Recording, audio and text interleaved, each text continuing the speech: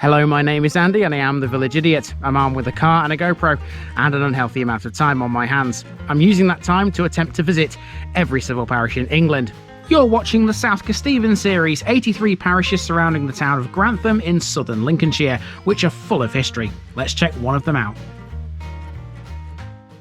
Welcome back to South Kesteven, everybody. Now, in this episode, you find me starting next to a railway station. You might not be able to see the station, actually, because it's kind of over there, and the sun's in your eyes a little bit facing this way. But never mind, because that's going to be our starting point, and it's the first thing to talk about. This railway line cuts this place into two unequal pieces. Most of it lays to the south of it. There's a tiny bit to the north. This is one of the most historic villages anywhere in Lincolnshire. There's loads to talk about in this one. I hope you enjoy it. This is the parish of Ancaster.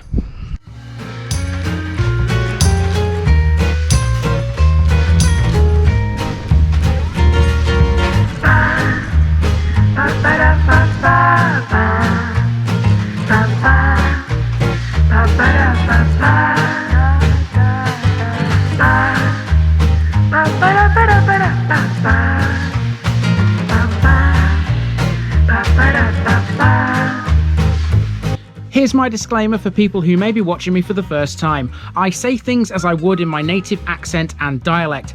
As a result, I may not pronounce things in the same way as the locals do. Remember, I'm a visitor. It's impossible to know everything. Leave me a comment, spin me a like, and bash that subscribe button. Let's get to today's parish video.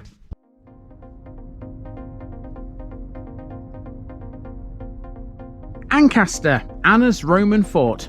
Hello again, South Kesteven. It's been a while. This week in your lovely part of Lincolnshire, we're taking on perhaps the most historic village anywhere in the area. This is Ancaster, which lies on the route of the Roman Road Ermine Street and once had a thriving Roman town. Even the place name Ancaster is Roman, meaning as it does Anna's Roman fort. The connection to the empire is quite clear all around this place. There are several information boards dotted about that tell you bits of Roman history, and even the local school has adopted the head of a legionnaire as its logo. As well as Ermine Street, Ancaster also lies on its junction with King Street, a second Roman road. To the northwest there was a marching camp, and excavations in around the village have previously turned up a cemetery containing more than 250 Roman burials, including 11 stone sarcophagi. In the later years of Roman occupation, a large stone wall with accompanying ditches was erected around the town, possibly for defence against marauding Saxons. It's definitely Roman themed, this one, but don't be fooled. Ancaster has a lot more. In this episode we'll also be discussing a railway line, several pubs, a village hall, a sports field and a church. Plus we'll also learn a bit about a local bus company. Let's go.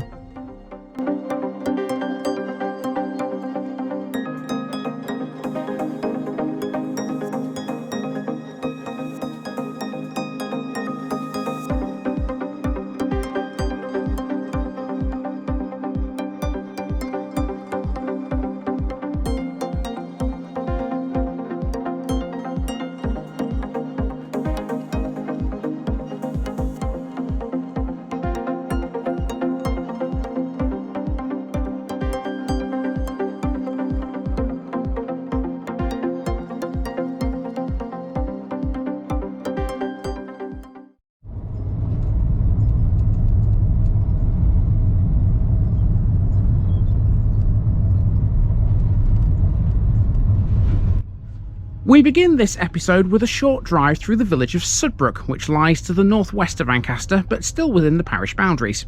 This should not be confused with the much larger village of Subbrook in West Lindsey. That video is linked in today's end screen, and if you go watch it, you will clearly see the difference. The South Kesteven version is spelt without an E on the end. It has very little recorded history, and writing this very part of the script proved to be a challenge. All I could really find about it was the fact it once had a pub called the Mason's Arms, which is now closed.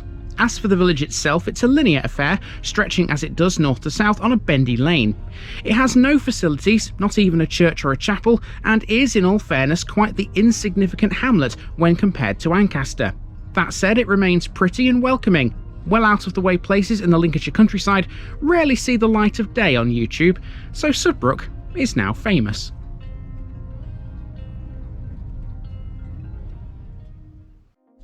While we're discussing things that aren't in the main village, let's also talk about Willoughby Moor. Although this isn't a village, it's still part of the parish and it's well known to a lot of people. Sited between Ancaster and the hamlet of West Willoughby north of the A135, Willoughby Moor is a huge holiday park that features a series of lakes known as woodland waters that attract keen anglers. It also has Woody's Bar, which is open to the public all year round, that overlooks the 14-acre Specimen Lake and the surrounding woodland. As well as from the A153, it can also be accessed via a public right-of-way too, running directly from Ancaster village centre.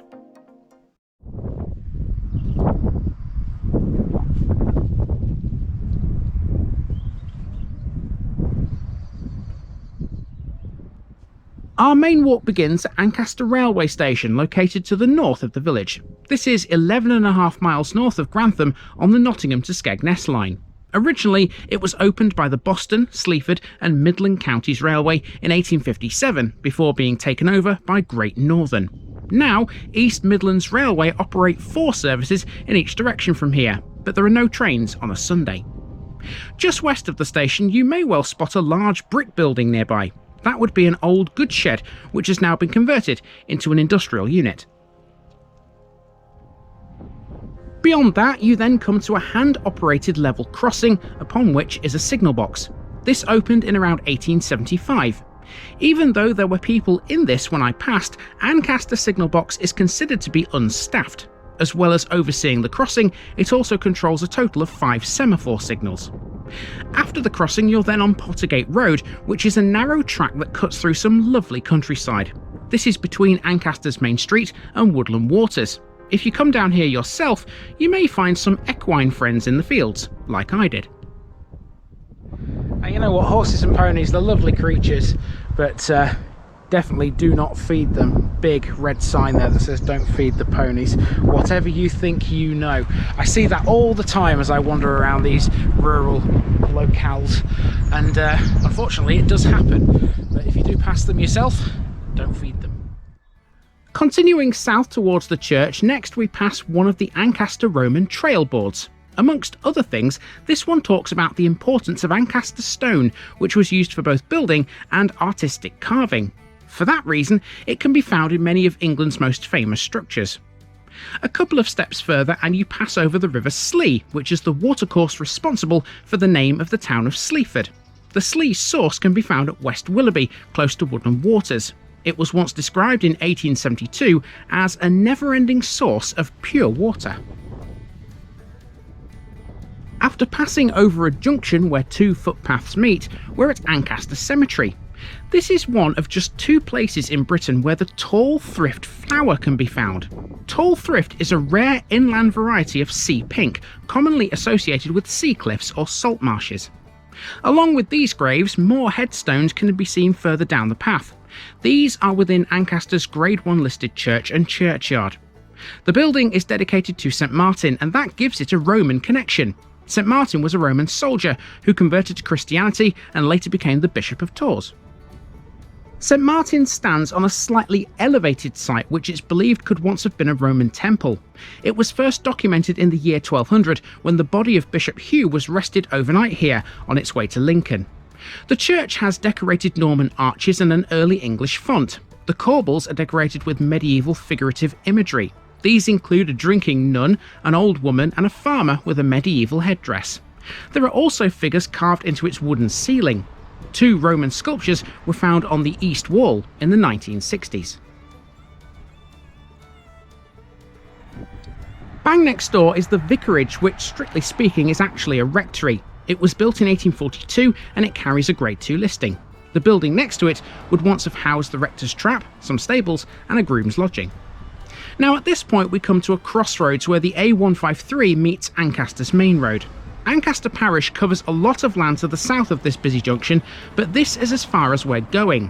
The reason for that is because essentially that part of Ancaster is mainly the northern half of RAF Barkston Heath, and it makes more sense to cover that in one episode as opposed to 2.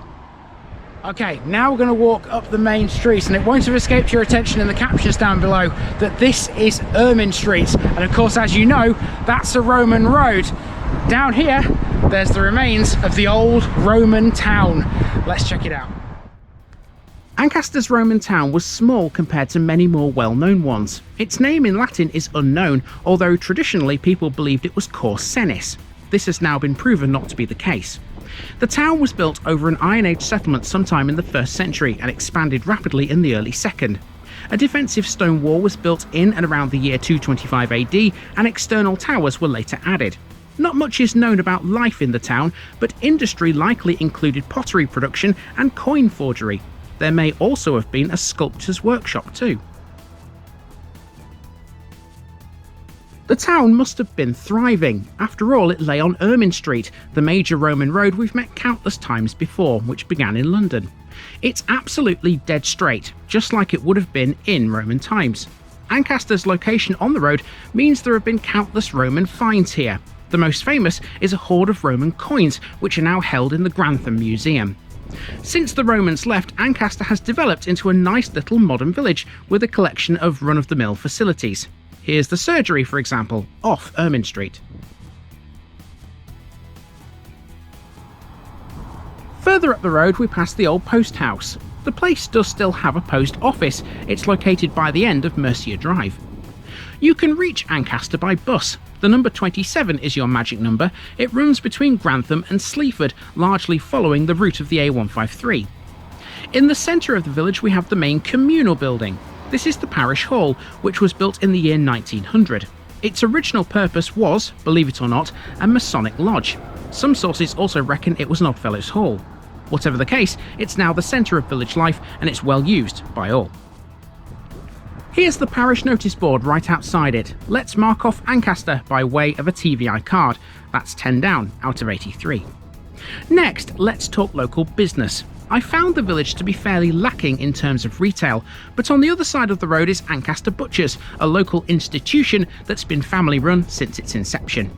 The main shop is a co-op, but that's in the Charlestown area north of the railway line, and so too is the one remaining pub. Otherwise it's all houses, but on this side of the road you may well notice this 14th century crossbase, which is definitely feeling the effects of weathering. Ancaster used to have several pubs, but this one is no longer in business. This was the Ermine Way.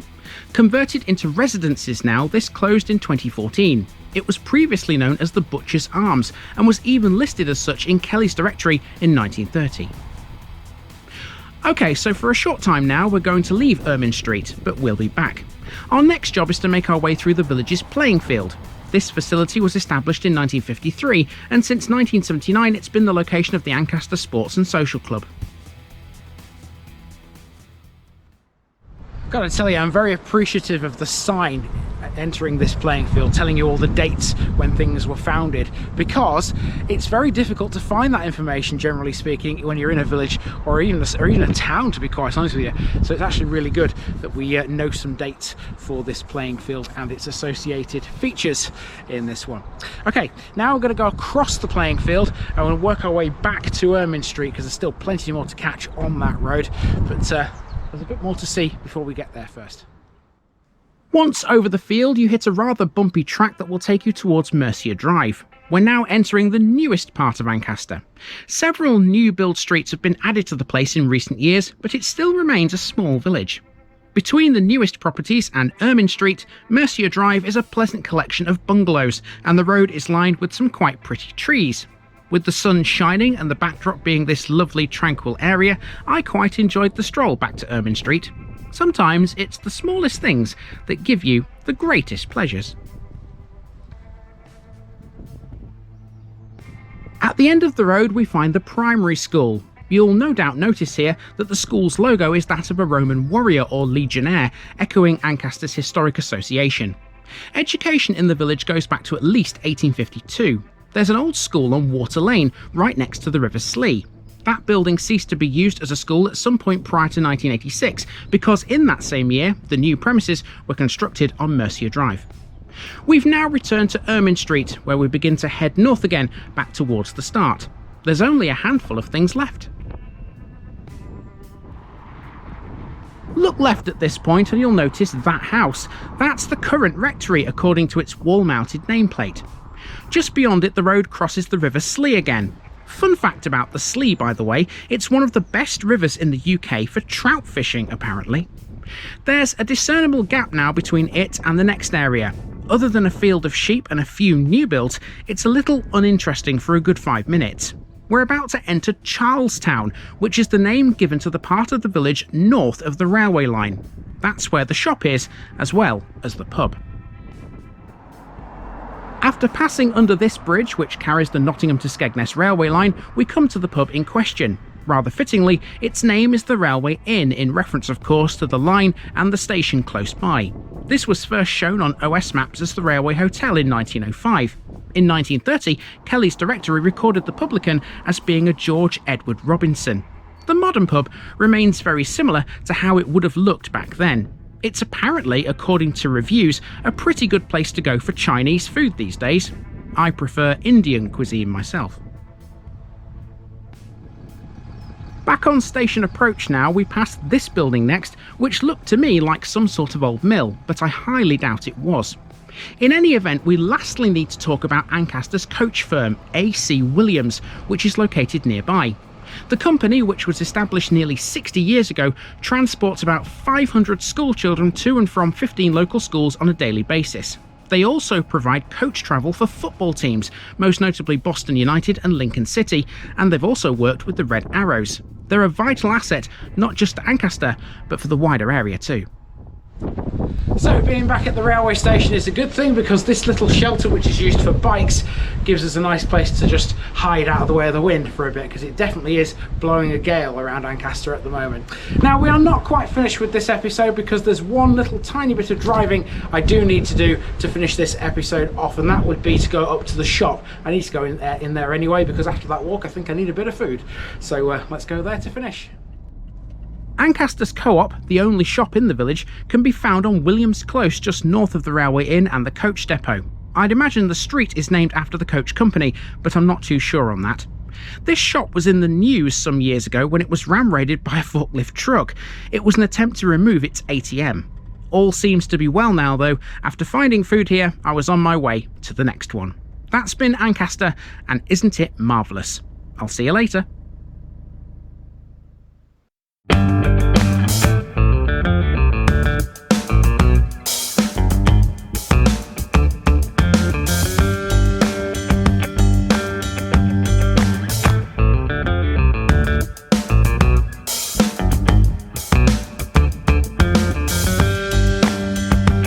Thanks for watching this video, folks. Don't forget to like this episode if you haven't already. It really makes a difference with YouTube. If you're new here, subscribe to the channel for more videos like this, and give us a share too if you've got friends who'd like it. You can find all the links to my social media accounts below, as well as my Buy Me a Coffee page where you can donate to the channel. Also, if you've enjoyed this episode, have a look at some more videos in this series. Until next time, I've been Andy, also known as the Village Idiot, and I'm out.